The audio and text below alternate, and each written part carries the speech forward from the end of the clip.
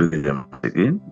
हम परमेश्वर के वचन को ध्यान करेंगे। हमारे बीच में प्रीतम भाई है वचन को बांटने के लिए। मैं समय को भी प्रीतम भाई को देना चाहता हूँ। आप सभी लोग को जय मसीह की।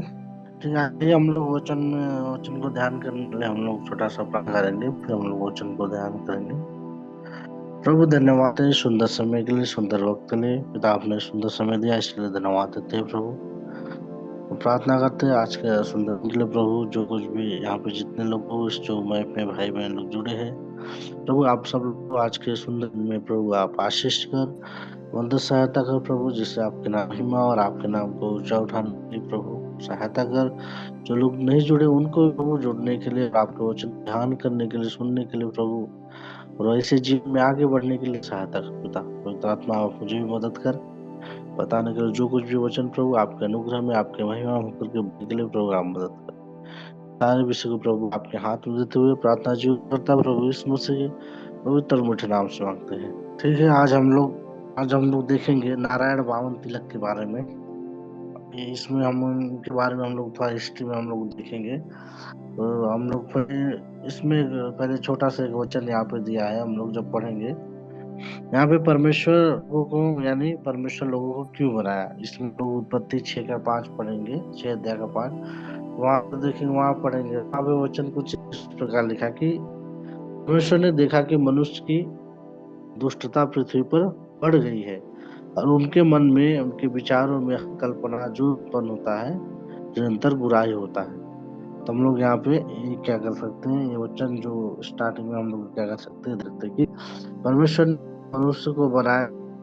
तो परमेश्वर उस समय के लिए, और परमेश्वर क्या कहता है, उसमें पड़ जाता है कि मैंने क्यों बनाया। क्योंकि जैसे वचन बता रहा है, परमेश्वर ने देखा कि जो मनुष्य के मन में जो विचार, जो कल्पनाएं जो उत्पन्न हो रही है, जो भी मन में होता है, क्या होता है, हमेशा बुरा ही हो रहा है। इसके लिए परमेश्वर कर रहा है, सोच में पड़ रहा है, और वो यहाँ पे क्वेश्चन मार्क कर रहा है कि मैंने लोगों को क्यों बनाया। तो हम आगे हम लोग जाएंगे, हम लोग पढ़ेंगे, हम लोग यहाँ पे देखेंगे जो बावन तिलक के बारे में हम लोग देखेंगे। अगर जब हम लोग हिस्ट्री पढ़ेंगे, इतिहास में अगर हम पढ़ेंगे, कॉलेज वगैरह पढ़ाई करेंगे, तो इनके बारे में हिस्ट्री में भी क्या होता है देखने को हम लोग मिल सकता है। क्योंकि जैसे बावन तिलक जी जो कार्य किए, जो के प्रति, महिलाओं के प्रति, और जो दलित जाति के लोग, जो निचली पिछड़ी जाति के लोग के प्रति जो इनका भावना था, इनका कार्य था, इससे क्या है, इनके बारे में हिस्ट्री में अगर हम वो ढूंढेंगे तो हम क्या कर सकते हैं, हम लोग प्रसिद्ध व्यक्ति हैं, इनके बारे में हम लोग क्या कर सकते हैं, जान सकते हैं। तो हम लोग आज देखेंगे जो इनका तिलक जी का जन्म क्या हुआ था 1861 में। भारत भारत के एक महाराष्ट्र राज्य में एक गांव में क्या हुआ था, इनका जन्म हुआ था। जैसे क्योंकि इनका नाम ही ऐसे है कि नारायण वामन तिलक, इनके नाम के द्वारा हम लोग जान सकते हैं कि नारायण मतलब कि एक धार्मिक परिवार से, यानी कि जो पंडित ब्राह्मण वगैरह होते हैं, तो इनका एक जो परिवार था, इनका जो भी इनके माता पिता परिवार थे, एक ब्राह्मण परिवार से। और ये भी क्या है, एक उनके परंपरागत क्या उनके साथ में रहते हैं, और ये भी उन्हीं परिवार से क्या होते हैं, उन्हीं समाज से क्या होते हैं, ये आते हैं। तो इनका इनका जो ब्राह्मण परिवार है, समाज है, उस समय के, जब उस समय के टाइम में बहुत ही क्या होता है, विशेषाधिकार, यानी बहुत ही महत्वपूर्ण, यानी क्या होता था, जाति और क्या फलाना जाति वगैरह क्या करते हैं, उनके बारे में हम लोग जाति क्या होते हैं मानते हैं। तो लेकिन इन्होंने जब जब इनका जो उस परिवार हुआ था, लेकिन जब इन्होंने मसीह धर्म को अपना लिया, जब तिलक जी ने, क्योंकि जो मसीह धर्म में जब अपना लिया था, तो इनके जीवन में एक अलग ही क्या था, एक मोड़ आया। पहले तो जब, क्योंकि ब्राह्मण परिवार से थे, ब्राह्मण परिवार से थे, यानी पूरा हिंदू धर्म का एक महत्वपूर्ण एक हिस्सा थे। लेकिन जब इन्होंने जब प्रभु यीशु मसीह के बारे में जाना, उनको अपनाया, भारतीय, क्योंकि भारत में, भारतीय समाज में अगर हम लोग अगर नए नए अगर किसी गांव में कोई मसीह को जानते हैं, बहुत से लोग इसी को भी नहीं जानते कौन होता है ईसा मसीह, फलाना ढिकाना, कुछ ना कुछ वो लोग बोलते। अगर कोई भी वहां पे अगर हिंदू लोग रह रहे हैं, अगर अचानक कोई व्यक्ति क्या होता है, अगर धर्म परिवर्तन यानी प्रभु को जानता है, ग्रहण करता है, तो लोग क्या होते हैं, तरह तरह बातें बोलते रहते कि अरे ये तो पूरा पंडित था, इस जाति का था, लेकिन अभी तो फलाना ठिकाना बन गया। यानी बहुत ही विरोध का क्या होता है, काम करना पड़ता है। हमारे गांव के आस भी देखें तो ऐसा होता है। लेकिन यहाँ पर भी कुछ तिलक जी के साथ भी जो नारायण बामन तिलक है, उनके साथ भी कुछ ऐसा ही हो रहा है। तो हिंदू परिवार से थे, हिंदू परिवार, उनका परिवार जो ब्राह्मण परिवार से थे, उच्च जाति के परिवार थे। जब उन्होंने मसीह धर्म को अपनाया, अपना जीवन परिवर्तन कर दिया, तो उनके ज्यादातर अब परिवार के लोग थे, जो आसपास पड़ोस के लोग थे, काफी विरोध क्या हुआ, सामना करना तरह तरह की बातों का। लेकिन फिर भी जो तिलक जी है, अपने वचन, अपने मसीह की शिक्षा से प्रभावित थे। क्योंकि मसीह का शिक्षा और हम लोग बाइबल की शिक्षा से और दूसरे जाति के धर्म की शिक्षा से देखेंगे तो बहुत ही डिफरेंट है। क्योंकि यीशु मसीह का शिक्षा खाली अपने बारे में नहीं बोल रहा है, दूसरे के बारे में भी बोल रहा है।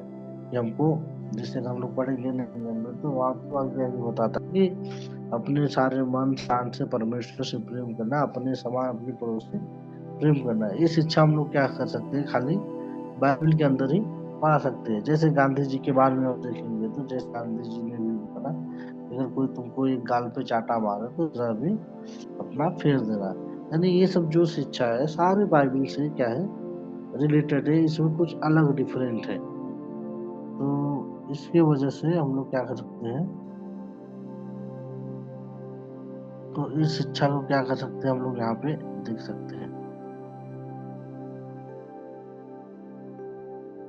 तो यहाँ पर भी ऐसे ही, तो बामन जी का जो, इनका जो शिक्षा था इनके बारे में, तो ऐसे ही क्या होता है, इनका जो प्रभावित थे इसी इसी शिक्षा से क्या हो गए थे, मसीह में थे वामन जी प्रभावित थे। तो इनके भारतीय समाज में जो क्या था इनका, क्योंकि उनका उनका भी एक जीवन समर्पण हो गया था कि मैं भी क्या करूंगा आगे चल के।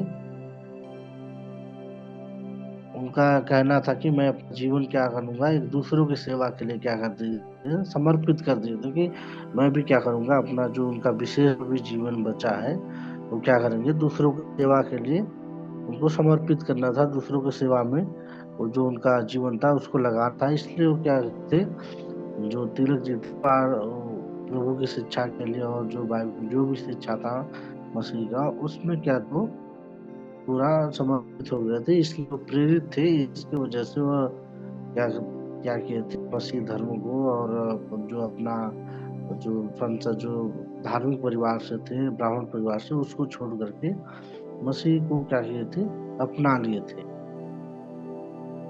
तो देख रहे थे कि जो समाज में जो चीजें हो रही हैं, जो छोटी जाति के लोग हैं उनको क्या करते हैं लोग, ज्यादा ही प्रभाव पड़ता है। उन दलित लोग जो हैं ज्यादा ही लोग क्या करते हैं, गांव में क्षेत्रों में देखेंगे तो क्या करते हैं, उनके ऊपर ज्यादा दबाव डालते हैं। कुछ समस्या क्या करते हैं, क्योंकि उनको ज्यादा पढ़े लिखे नहीं है, ज्यादा वो लोग नहीं है, तो इसके वजह से लोग क्या करते हैं, ज्यादा ही उनके ऊपर दबाव डालते रहते हैं।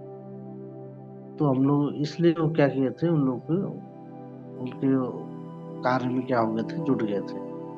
तो जो हम लोग आगे देखेंगे, जो बावन में जो शिक्षा देखेंगे, तो उनका हमारे भारतीय समाज में हर जगह में उनका क्या था, बहुत ही बड़ा योगदान था।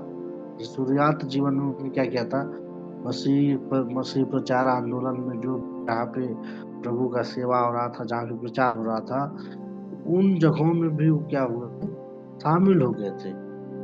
और शामिल हो गए थे वहाँ पे क्योंकि जो प्रचार आंदोलन ऐसी जगह में होता है जहाँ पे लोगों को, ज्यादा निचली जाति लोगों को और पिछड़ी जाति लोगों को जहाँ पे दबाया जाता है, जहाँ पे लोग शिक्षित नहीं थे, उस जगह पे भी क्या हुए थे, उनके साथ में लोग करके, उनके समुदाय मिल करके क्या किए थे, वहाँ तिलक जी क्या कर रहे थे, उनका एक प्रयास था कि उनको शिक्षित करने के लिए, उनको उस समस्या से, वो जो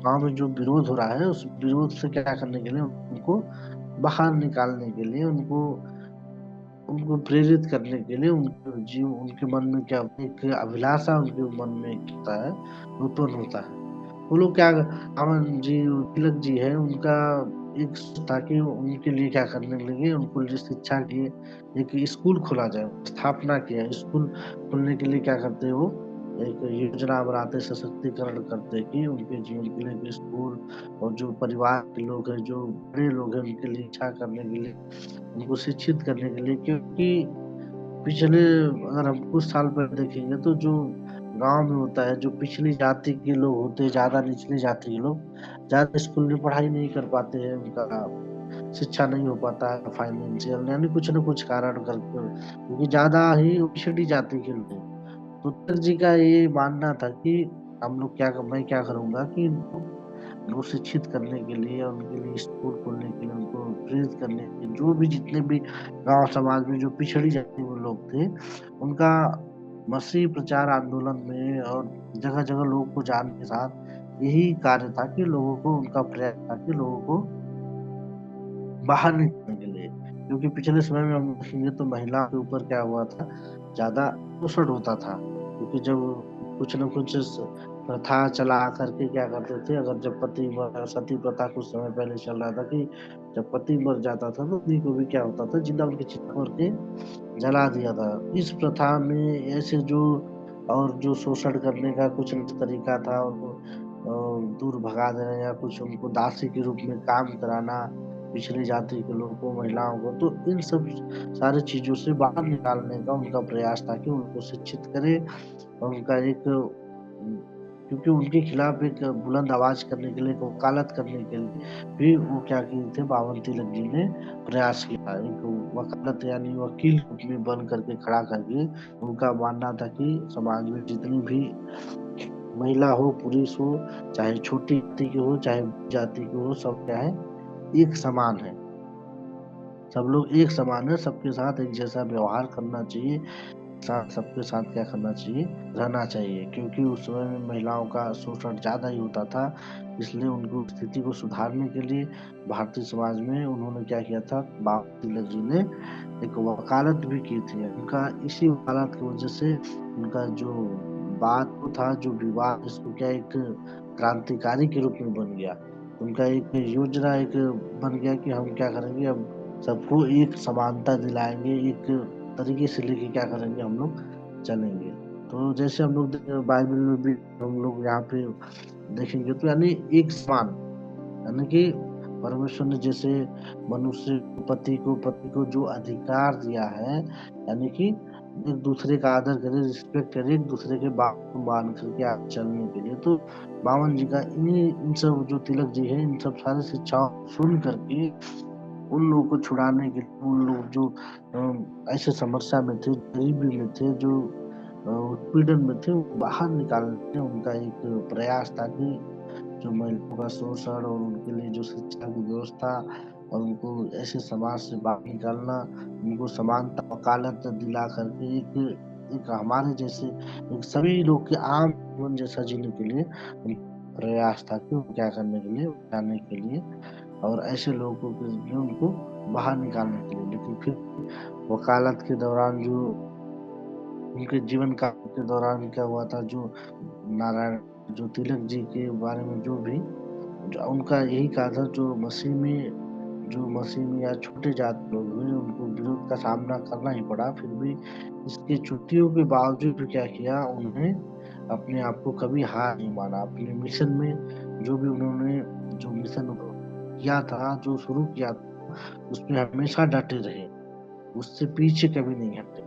क्योंकि हम लोग ऐसा, या एक अध्याय का 17 पढ़ेंगे तो वहां पे वचन भी कुछ स्वीकार करता है कि भलाई करना सीखो, यत्न से न्याय करो, उपद्रवी को सुधारो, और अनाथों का न्याय चुकाओ, और विधवाओं का मुकदमा लड़ो। तो हम इन बातों को क्या कर सकते हैं, बावन तिलक जी के अंदर हम क्या कर सकते हैं, देख सकते हैं। क्योंकि उनका यही मानना था कि भलाई करना वो छोड़ नहीं रहे थे, और क्या कर रहे थे, निरंतर ही भलाई करते जा रहे थे। तो हम लोग उस जीवन से भी सीखते कि हम लोग एक दूसरे का भलाई कर सकते हैं, यत्न से न्याय करो। यानी उनका यही मानना था कि हम लोग को, जो निचली जाति के लोग हैं, जो पिछड़ी वर्ग के लोग हैं, उनको क्या करना है, उनका न्याय चुकाना है। वो अनाथ है, उनका कोई सहारा नहीं है, लास्ट में बता रहा है विधवा का मुकदमा, क्योंकि पुराने समय में जो भी प्रथाएं वगैरह थी उस क्या था ना, विधवा को क्या करते थे, जिंदा पति के साथ जला दी जाती थी। एक सती प्रथा का समय था उस टाइम में। लेकिन बावन जी उसमें भी क्या, उसमें भी उनका योगदान रहा कि ये सब जो प्रथाएं हैं, जो सब इसलिए हमें इसको क्या करने के लिए, दूर करने के लिए, को हटाने के लिए, इन सब विषय में उन्होंने क्या किया, वकालत यानी अपने मिशन में दृढ़ रहे, एक आंदोलन, एक आवाज क्या किया उन्होंने उठाई। सब लोग को, महिलाओं को जो भी छोटी निचली जाति को, सब लोग को एक समान का क्या हो, एक समान का शिक्षा, एक समान का काम, एक समान का जरिया में लोगों को देखने के लिए मिला जाए। जैसे वचन में आपको बता रहा कि विधवाओं का